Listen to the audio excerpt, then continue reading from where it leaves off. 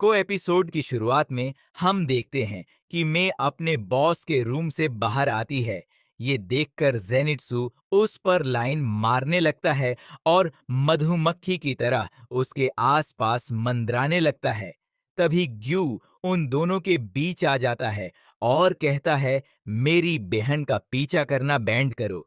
Zenitsu फिर भी उतनी ही उत्सुकता से नेजुको का पीछा करने लगता है और कहता है, हम बेस्ट फ्रेंड्स बन जाएंगे।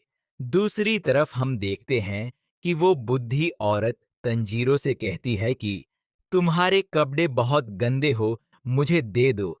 तब तक ये साफ कपड़े पहन लो, मैं तुम्हारे कपड़े धो कर वापस कर दूंगी।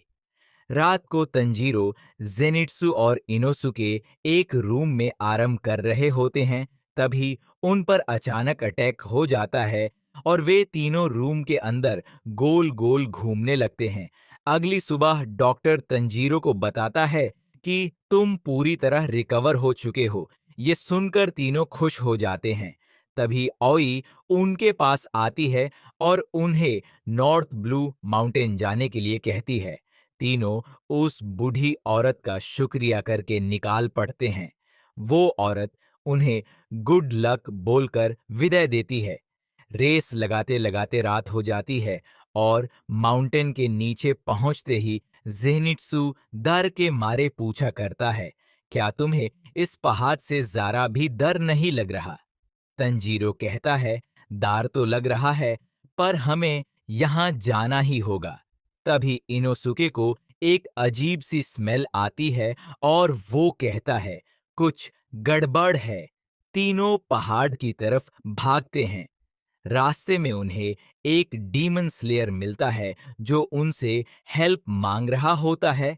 जैसे ही वे उसकी मदद करने जाते हैं, वो लड़का अचानक हवा में उड़ने लगता है और कहता है, मैं किसी के साथ अटैच्ड हूं, प्लीज मुझे गिरने मत देना। ये देखकर तीनों शॉक हो जाते हैं। तंजीरो और इनोसुके पहाड़ की तरफ बढ़ जाते हैं, पर जेनिट्सु दार के मारे पीछे ही बैठा रहता है। अगली सुबह पहाड़ पर कई डीमन स्लेयर्स जाले हुए जाल में फेस दिखते हैं।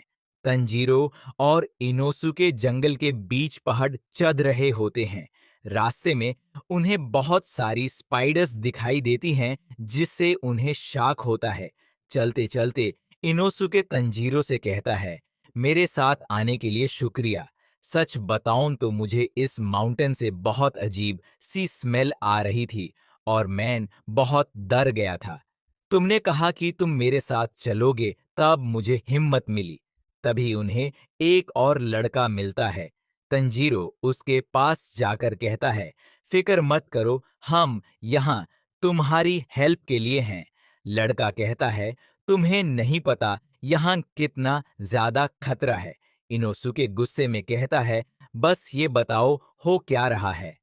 लड़का बताता है, हम सब डीमन स्लेयर्स एक पावरफुल राक्षस को मरने आए थे, पर अचानक सब एक दूसरे को मारने लगे। दूसरी तरफ डीमन स्लेयर्स का हेड सबको बता रहा होता है कि पहाड़ पर कुछ बहुत बड़ी मुसीबत है।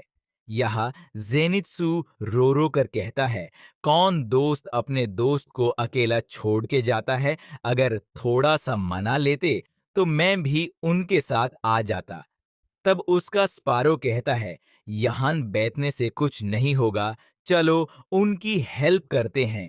जेनित्सु गुस्से से बोलता है, तुम्हें नहीं पता कि अडोरेबल लड़की के साथ प्रॉब्लम क्या होती है।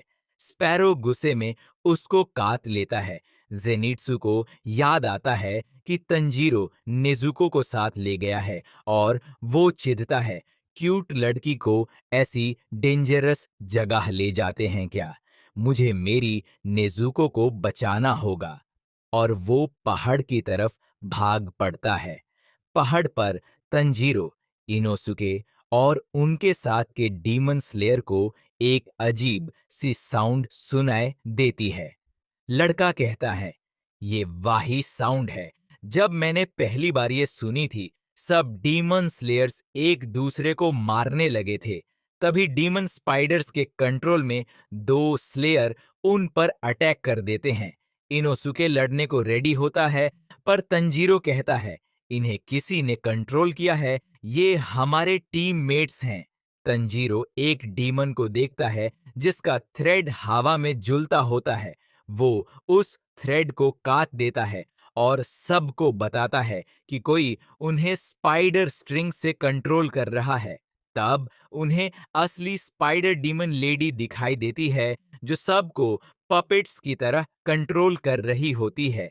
तंजीरो कहता है, इन स्ट्रिंग्स को काटने का कोई फायदा नहीं, स्पाइडर्स फिर से बना देंगी। इनोसुके कहता है, तो फिर हम सीधा मास्टर को ही मारेंगे। तंजीरो बताता है कि अगर हमने उस असली डीमन को ढूंढ लिया तो सब अटैकर्स फ्री हो जाएंगे।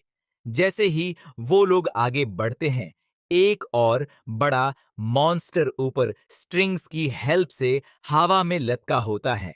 तंजीरो उस पर अटैक करता है, पर उस पे हमेशा के लिए नहीं पहुंच पाता और नीचे गिरने लगता है।